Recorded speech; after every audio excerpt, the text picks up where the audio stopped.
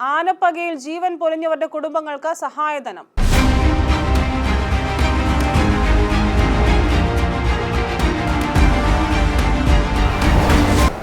നമസ്കാരം, ജനശബ്ദം ന്യൂസിലേക്ക് സ്വാഗതം.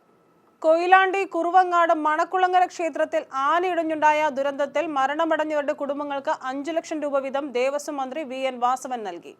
3 പേരുടെയും ബന്ധുക്കൾക്കാണ് സഹായധനം കൈമാറിയത്. ഗുരുവായൂർ ദേവസ്വത്തിന്റെ 3 ലക്ഷം രൂപയും മലബാർ ദേവസ്വത്തിന്റെ 2 ലക്ഷം രൂപയും അടക്കമാണ് 5 ലക്ഷം രൂപ. പരിക്കേറ്റ മുഴുവൻ പേരുടെയും ചികിത്സ സർക്കാർ ഏറ്റെടുത്തിട്ടുണ്ട്. സാഹചര്യം വിലയിരുത്തി പരിക്കേറ്റവർക്ക് ആവശ്യമായ സാമ്പത്തിക സഹായം നൽകുന്നതിനും ആലോചിക്കുന്നതായി മന്ത്രി പറഞ്ഞു. മരിച്ച അമ്മുക്കുട്ടിയമ്മയുടെയും ലീലയുടെയും വീടുകളിലെത്തിയാണ് മന്ത്രി ചെക്ക് കൈമാറിയത്. മരിച്ച രാജന്റെ സഹോദരൻ ദാസൻ ക്ഷേത്രത്തിൽ വെച്ച് മന്ത്രിയിൽ നിന്ന് ചെക്ക് ഏറ്റുവാങ്ങി. പരിക്കേറ്റവർക്കുള്ള സഹായം സംബന്ധിച്ച് തീരുമാനമെടുക്കാൻ മലബാർ ദേവസ്വം കമ്മീഷണറോട് നിർദ്ദേശിച്ചിട്ടുണ്ട്. Kanathil Jameela MLA, Guruvayur Devaswom board chairman VK Vijayan, administrator Vinayan, Malabar Devaswom board commissioner TC Biju, Koyilandy നഗരസഭാ ചെയർപേഴ്സൺ KP സുധ, CPIM ജില്ലാ secretary M Mehaboob, KK Muhammad, area secretary TK Chandran തുടങ്ങിയവർ സംസാരിച്ചു.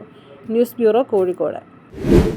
രക്തരക്ഷസ് പത്തനംതിട്ട റിംഗ് റോഡിൽ കണ്ണമ്പത്തൂർ ഗ്രൗണ്ടിൽ അഥവാ ജിയോ ഗ്രൗണ്ടിൽ. Parthasarathi handicraft centre, Aikkar junction, Aranmula.